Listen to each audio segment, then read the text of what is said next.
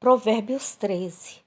Hoje é dia 13 de julho de 2022 e vamos estar meditando no Provérbios 13. No versículo 1 diz: O filho sábio ouve a correção do pai, mas o escarnecedor não ouve a repreensão. Então, quando o pai fala, quando a mãe fala, esse filho, ele zomba do pai, ele zomba da mãe. Ah, você já é passado, hoje nós estamos em tempos atuais. E aí começa aquela falácia, né? De que os pais estão errados, somente ele ou ela que está certa. Então isso aí é zombar. Então você passa a escarnecer do seu pai e da sua mãe e você não aceita a repreensão. Do fruto da boca, cada um comerá o bem, mas a alma dos prevaricadores comerá a violência. Então, o que é esse prevaricar? É prática abusiva de poder, injustiça, má fé. Então, quando você age assim, quando você age de má fé, com injustiça com a outra pessoa, ou com mesmo com a comunidade, você está cometendo um tipo de violência. Então você também comerá a violência. E num dado momento, você vai estar recebendo isso de volta. No versículo 3. O que guarda a sua boca, conserva a sua alma, mas o que muito abre os lábios tem perturbação. Então, é melhor ficar em silêncio. O silêncio também é sabedoria. O silêncio não quer dizer que você aceitou o que a outra pessoa está falando, mas que você está refletindo, né? Então, devemos evitar conversas desnecessárias, conversa descuidada, língua desenfreada. Então, que pode estragar a nossa motivação à retidão e nos leva a pecar. Então, agir tempestuosamente, né? Falar tempestuosamente. Então, afeta os relacionamentos, principalmente com Deus. Então, o crente com total maturidade deve controlar com cuidado as suas palavras. Aconselho, né? O jejum do silêncio, que nos ensina muito. Você escuta, ouve, mas você guarda para si e no momento correto, agindo de forma branda e de forma correta, você estará respondendo aquelas indagações. Devemos orar para que Deus nos ajude a controlar a nossa língua, pedir ao anjo de Israel para ficar na nossa boca, para que nós possamos ficar em silêncio, porque o Espírito Santo nos auxilia a isso.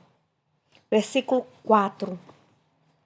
A alma do preguiçoso deseja e coisa nenhuma alcança, mas a alma dos diligentes engorda. Então o preguiçoso fica ali, né, deitado, olhando para o céu, com preguiça, não vai para lugar nenhum, mas ele olha tudo que o outro tem. Então, a alma dele, ele deseja aquilo, até nasce a inveja, né? Mas aquela pessoa que é inteligente, ele busca trabalhar, ele busca estudar, ele busca crescer, tanto na vida espiritual quanto na vida material, para a glória do Senhor, esse sim estará engordando, recebendo boas coisas. 5. O justo aborrece a palavra da mentira, mas o ímpio é abominável e se confunde.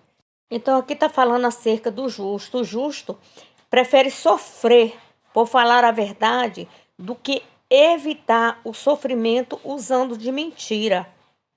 Tais pessoas sabem que mentir por hábito é pecar contra o Senhor, porque tem pessoas que elas têm o hábito de mentir.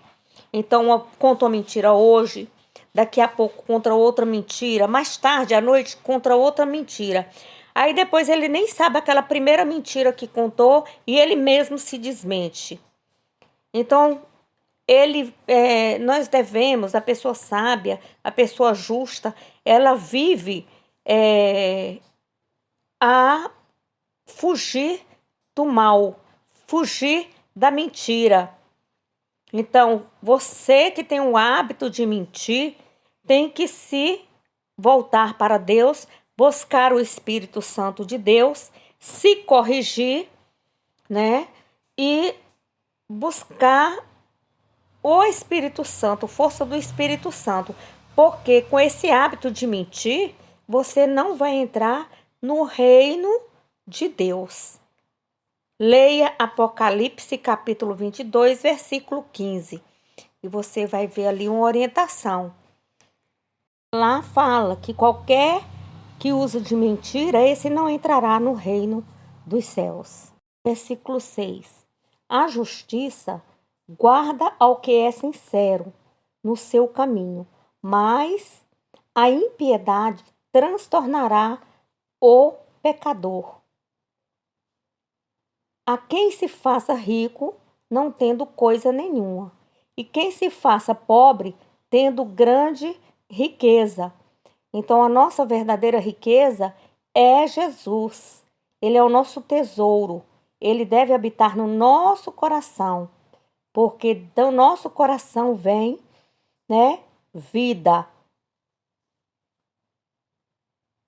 Versículo 8. O resgate da vida de cada um são as suas riquezas, mas o pobre não ouve as ameaças. Quer dizer, a pessoa não escuta a palavra de Deus, ela vai seguindo de qualquer jeito, de qualquer maneira. Então, não tem como o Senhor resgatar a tua vida. O resgate da vida só vem através de Jesus Cristo, através da revelação de Jesus Cristo na sua vida e você fazendo tudo aquilo que o Espírito Santo te orientar. E para isso é preciso deixar o pecado. Versículo 9. A luz dos justos alegra, mas a candeia dos ímpios se apagará. 10. Da soberba só provém a contenda, mas com os que se aconselham se acha a sabedoria.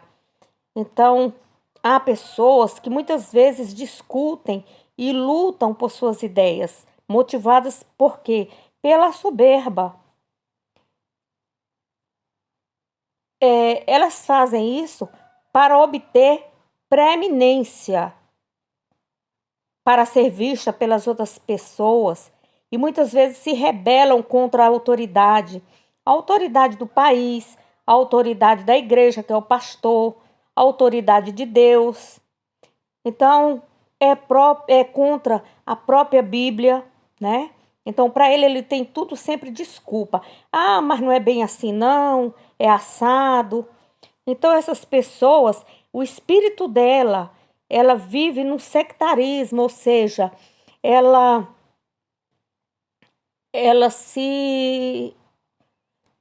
perde a intolerância, ela se torna uma pessoa intolerante.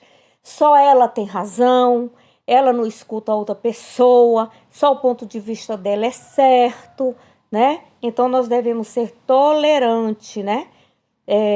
Em caso de contenda, um autoexame nos mostrará se isso é soberba ou se estamos sinceramente batalhando pela verdade. Então, a verdade está na Bíblia, contida na Bíblia. A verdade vem de Deus, a verdade é justa, a verdade sempre vai aparecer, porque diz: e conhecereis a verdade, e a verdade vai te libertar. Mas se você ficar com o espírito de rebelde, com soberba, você vai estar colocando um bloqueio para o seu próprio aprendizado. Então, tem momento que você precisa silenciar a sua alma e prestar atenção no que Deus está querendo falar com você, o que Deus está querendo se revelar a você. E muitas vezes você, com esse espírito de sectarismo, você mesmo bloqueia o seu chamado, você bloqueia a sua felicidade, você bloqueia um verdadeiro encontro com Deus. Versículo 11. A fazenda que procede da vaidade diminuirá, mas quem a ajunta pelo trabalho terá aumento. A esperança demorada enfraquece o coração, mas o desejo chegado é árvore de vida. Então, quando Deus escuta as nossas orações, né, nós ficamos muito felizes. Então, precisamos ter esperança, porque Jesus vai voltar. Não desfaleça o nosso coração, né? Tenhamos esperança. Então, muitas pessoas, elas estão buscando a Deus e no meio do caminho desistem. Por quê? Será que estão buscando mesmo a Deus ou só está querendo bens terrenos, né? Porque a palavra do Senhor fala: buscar em primeiro lugar o reino dos céus e sua justiça, e todas as coisas vos serão acrescentadas. Então é muito importante, né, que nunca venha faltar a esperança no nosso coração, porque nós estamos de olho, nós estamos com meta de irmos morar no céu com Jesus. Versículo 13: o que despreza a palavra perecerá, mas o que teme o mandamento será galardoado. Então, desprezando a Bíblia, a palavra de Deus, porque quando nós oramos, nós estamos falando com Deus. E quando a gente está lendo a Bíblia, Deus está se revelando a nós.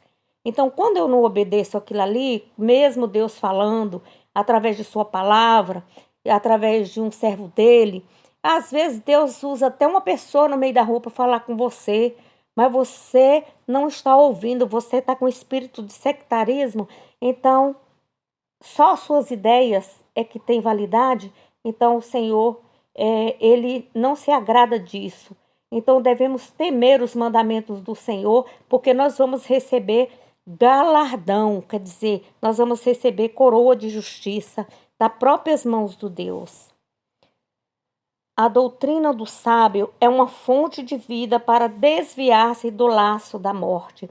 Então eu tenho falado que essa doutrina, a doutrina, o nosso manual de conduta é a Bíblia.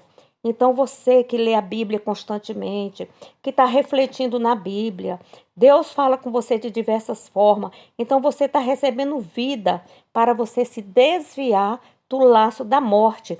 Então, a morte espiritual é a pior. A morte espiritual vai te levar para o inferno. De lá não tem mais retorno, né? Então, te livra do laço da morte, de morrer mesmo e de problemas que não tem. Às vezes pode ter saída, mas pode ser tarde, né? Versículo 15. O bom entendimento da graça, mas o caminho dos prevaricadores é áspero. Todo prudente age com conhecimento, mas o tolo espraia a sua loucura. Tem outro provérbio que fala que até o tolo, quando fica em silêncio e se cala, ele passa por sábio, né? Então, devemos ser pessoas prudentes, buscar o fruto do Espírito Santo, né? E ter domínio próprio, e ele vem junto com a prudência. Versículo 17: o mau mensageiro cai no mal, mas o embaixador fiel é saúde. Então você deve buscar uma pessoa boa para você estar recebendo conselho. Um embaixador fiel é saúde, quer dizer, vai trazer saúde para você, para a sua vida física, mental e espiritual. Versículo 18: pobreza e afronta virão ao que rejeita a correção, mas o que guarda a repreensão será venerado. Por quê? Ele é obediente, uma pessoa de coração bom, uma pessoa que está voltado para Deus. Então todos vão gostar dessa pessoa. Versículo 19. O desejo que se cumpre deleita a alma, mas apartar-se do mal é abominação para os loucos. Então, as pessoas que são loucas, quando você se aparta daquilo que é mal, quando você sai do meio da roda dos escarnecedores, né? Como diz lá o Salmo número 1, né? Quando você é do tipo de pessoa que faz as coisas erradas, mas a partir dali você já passa a fazer as coisas certas, as pessoas começam a te criticar, né? Eles começam a falar, lá vai o crentinho, lá vai a crentinha. Mas você não deve se importar com isso, né? Porque a sua alma, Jesus vai se agradar, vai ser alegre, vai se alegrar com você, porque você fugiu do mal, você resistiu às tentações, né? Então, isso que o Senhor está falando aqui. Versículo 20. Anda com os sábios e serás sábios, mas o companheiro dos tolos será afligido. Então, o próprio Deus fala, né? Para o jovem não andar em companhia de pessoas tolas. Se afaste, saia de perto dos escarnecedores. Anda com os sábios e será sábio. Anda com seu pastor. Anda no departamento de jovem com seu pastor. Ajuda o seu pastor na igreja em tudo que puder. Ajuda o seu pai, ajuda a sua mãe, né? Procura agradar o seu pai, agradar a sua mãe. Em primeiro lugar, agradar a Deus. Versículo 21. O mal perseguirá os pecadores, mas os justos serão galardoados com o bem. Versículo 23.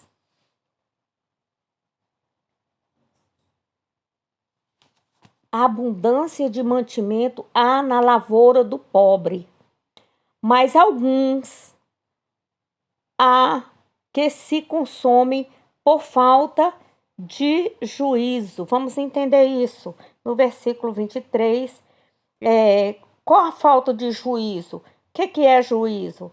Então, pode ser traduzido por justiça também. Alguns são pobres e continuarão a sê-lo por serem vítimas das injustiças sociais. Mas ele tendo, né, ali um pouco de sabedoria, ele vai conseguir sobreviver. Mesmo com as injustiças sociais, o Senhor vai estar galardoando ele. Por quê? A abundância de mantimento há na lavoura do pobre, tá vendo? Ele traz abundância de alimentos quando você é bom lavrador, principalmente na palavra de Deus, né? Então, você vai ser uma pessoa meiga, uma pessoa que todo mundo gosta de você, uma pessoa que não importa as injustiças sociais que vejam, que façam com você, mas Deus vai estar te olhando, vai te dando abundância, né? Versículo 24. O que retém a sua vara aborrece seu filho, mas o que o ama, a seu tempo o castiga. Então aqui muitas pessoas, né? Eles estão voltados aí para esse ECA, né? O Código da Criança e do Adolescente. Então, onde os pais não podem bater, dar palmada, eles veem isso aí como você está aborrecendo o seu filho. Eles ensinam que o filho deve procurar o conselho tutelar. Então, isso não é coisa de Deus, isso é coisa satânica, porque o Senhor diz que a vara da correção aborrece a vara, o que retém, quer dizer, o que não aplica essa vara da correção no filho, ele vai ter problema com esse filho, né? Agora, diferente, a vara de correção aqui não é bater, não é espancar, uma conversa dentro da palavra de Deus, um assento, assentar, olhando no olho, falando na altura da criança. Então, tem as técnicas de conversar com a criança, né? Mas hoje em dia é normal você ver a criancinha de 7 meses vai, bate no rosto da mãe, bate na rosto do pai, eles ficam rindo, achando bonito aquilo. Não, De forma nenhuma. Então tem que começar a disciplina é ali. Ele tem que saber que a autoridade é o pai e a mãe dentro de casa, né? E ele tem que aprender no seio da família. Quem foi que ensinou essa criança a ser mal? Ele não já nasceu com isso dentro dele? Não é a natureza adâmica que veio, né? Com a carne, com o pecado. Então devemos ensinar os nossos filhos, os nossos netos, né? E não reter essa vara de correção.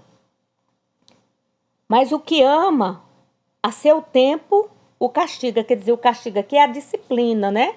Ensinar a disciplina. Disciplina. Ensina, né? Versículo 25. O justo come até que sua alma fique satisfeita, mas o ventre dos ímpios terá necessidade. Então, terá necessidade. Voltando um pouquinho aí acerca de reter a vara, aborrecer a seu filho, né? Aqui no item de explicação contida aqui na Bíblia, diz que a Escritura ordena que os pais disciplinem com a vara seus filhos nos anos formativos dele, quer dizer, na infância. Castigo físico só deve ser aplicado à criança em caso de desobediência proposital ou quando tem o desafio. A disciplina tem como alvo eliminar a insensatez, a rebeldia e o desrespeito para com os pais. Quando adequada, administrada pelos pais de modo sábio, amoroso e equilibrado, ela leva a criança a aprender que o mau comportamento resulta em consequências desagradáveis, inclusive o castigo. Você vê, hoje desobedece os pais. A partir de 18 anos, que ele já se acha capaz, ele vai desobedecer a polícia? Não. A polícia vai chegar a vara nele, que é o cacetete, vai jogar numa prisão, vai envergonhar ele, né? Então, essa disciplina é necessária para evitar que os filhos adotem atitudes que mais tarde o levarão à ruína e à morte. A disciplina piedosa, amorosa na família trará bem-estar e paz ao lar. Os pais devem aplicar a disciplina com amor, assim como fez nossos pais celestiais. Glória a Deus. Pela fé, eles nos deixaram ensinamentos para que possamos obedecer, para herdarmos o reino dos céus. Então, pela fé, nós estamos criando cidadão do céu, porque os filhos são herança do Senhor.